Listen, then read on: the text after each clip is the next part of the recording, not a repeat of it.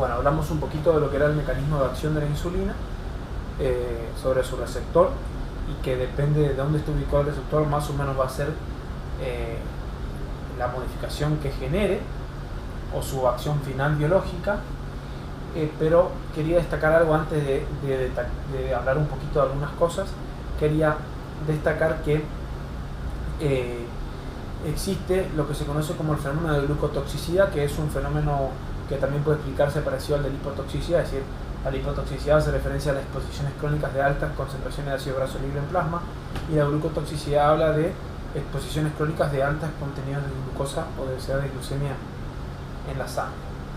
Cuando existe la exposición alta de glucemia en la sangre, va generando modificaciones glucosídicas, entre las cuales las modificaciones existen sobre el receptor de insulina, y estas modificaciones pueden alterar la estructura terciaria del receptor, lo cual desencadenaría una disminución de la sensibilidad del receptor para con la insulina, estableciendo el mecanismo inicial de la resistencia a la insulina, es decir, la necesidad de más cantidades de insulina para establecer la misma acción sobre los receptores ubicados en los tejidos diales. Es así que podemos explicar de alguna manera el inicio de la fisiopatología de la resistencia a la insulina, que se va desencadenando en la enfermedad de la diabetes. Otra cosa que quería destacar, que no dije en el video anterior, es que, para recordar, habíamos dicho que el patrón de secreción era bifásico, en donde tenía un pico que respondía a todas aquellas vesículas que se encontraban bien aledañas en la membrana plasmática, y que después de eso había un descenso, y que posteriormente, si el estímulo de la secreción continúa, se provoca otra vez el aumento de la secreción, y esta secreción puede inclusive ser igual o mayor que el pico. Esto responde más o menos a 10 minutos de exposición a el estimulante secretorio, que puede ser la glucosa como vedette, digamos, y después, si continúa en el tiempo, se produce la secreción crónica, estimulación crónica de su secreción. Esto básicamente responde a las vesículas que están bien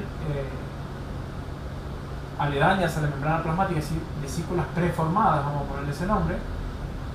Aclaro que ese nombre lo estoy poniendo yo, pero para individualizar a qué hace referencia este pico inicial.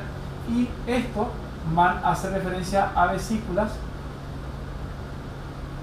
post-formadas, es decir, que se forman ¿por qué digo pre y post? Pre, antes del estímulo, y post, después del estímulo. Estas son vesículas de secreción que se forman después del estímulo. Y como la formación de la vesícula de secreción, con su contenido insulínico y demás elementos que hemos mencionado, lleva un tiempo, por eso existe este valle y esta meseta posterior, y ahí se provoca la secreción de la insulina. Lo que inicialmente se pierde en los momentos iniciales de la enfermedad de diabetes, inclusive a esta parte, algunos la denominan intolerancia a la glucosa, es el pico inicial de secreción, que trata de establecer, por lo menos con un time cap de 2 horas, en 2 horas después del estímulo de secreción de la glucosa, tratar de mantener la glucemia en valores menores de 140 miligramos por decilitro. Eso es lo que trata este pico inicial de secreción de insulina, que es, evidentemente, y según ya los últimos estudios, lo que primero se pierde cuando se empieza a establecer esta resistencia a la insulina y esta intolerancia a la carga de glucosa. Y esto podemos emular a partir de la prueba de la tolerancia a la glucosa, que conforme a las 2 horas la glucemia está entre 140 y 199 miligramos por decilitro, se habla de la intolerancia a la carga oral de glucosa. Bueno, solamente quería detallar eso y establecer un enlace fisiopatológico con la fisiología de la insulina. Una vez que toma contacto, dijimos que establece distintos efectos metabólicos, principalmente lo establece ante el hidrato de carbono, pero en realidad lo establece ante muchos estímulos. El hidrato de carbono, hacia las proteínas, interviene en el crecimiento, es una hormona esencialmente anabólica, anticatabólica y hipoglucemia. Entonces yo, si tuviera que detallar, diría eso. Diría que es una hormona hipoglucemiante, la única, anabólica, anticatabólica,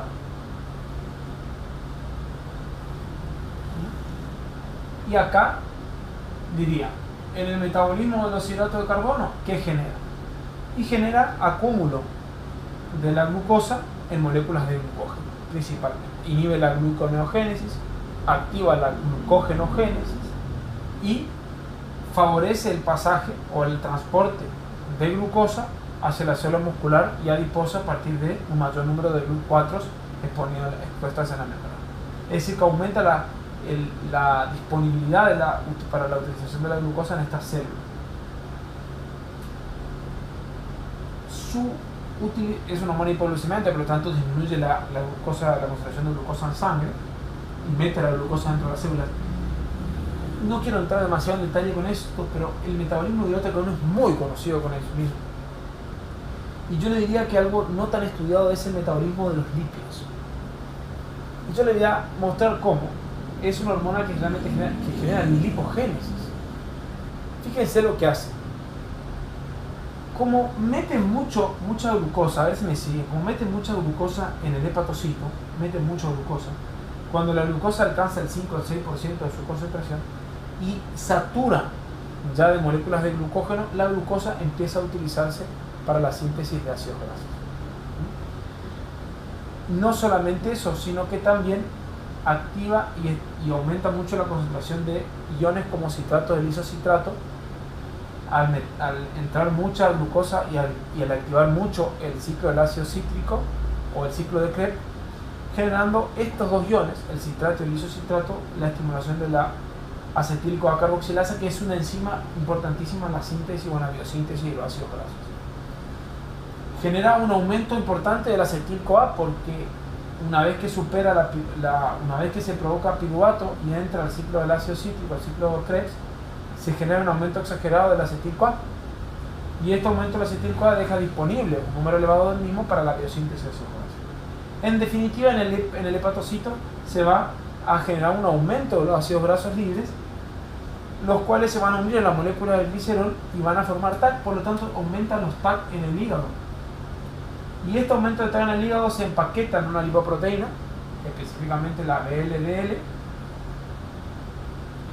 la lipoproteína de muy baja densidad, la cual es secretada nuevamente a la sangre y degradada a partir de la activación de la lipoproteína lipasa y vuelve al tejido adiposo. Es decir, que todo este TAC formado en el hígado va al tejido adiposo y ahí se deposita. Aparte, la insulina forma parte de la triada lipídica de activación y activa la lipoproteína lipasa. Es importantísima la insulina para la activación de la lipoproteína lipasa, que genera lipólisis sistémica para generar la degradación de los TACs para que atraviese la membrana plasmática y se vayan a la célula adiposa.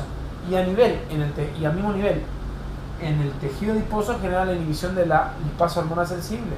Por lo tanto, hay lipogénesis en el tejido adiposo y de esa manera se acumulan los lípidos.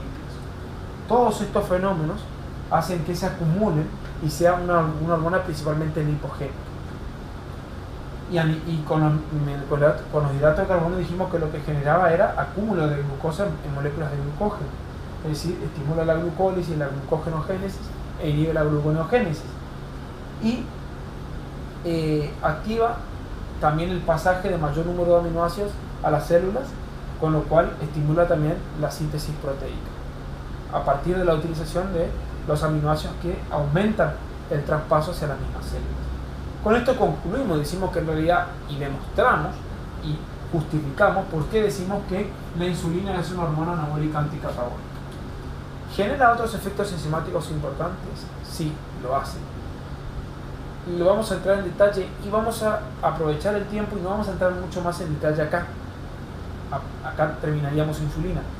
Ya vamos a entrar cuando hablemos de la fisiopatología y ahí vamos a ir haciendo específicamente hablando de cómo estos fenómenos fisiológicos se van modificando y cómo alteran de esa manera la fisiología de la insulina para pasar a la fisiopatología de la misma y explicar una enfermedad muy prevalente como es la diabetes. Con esto terminamos.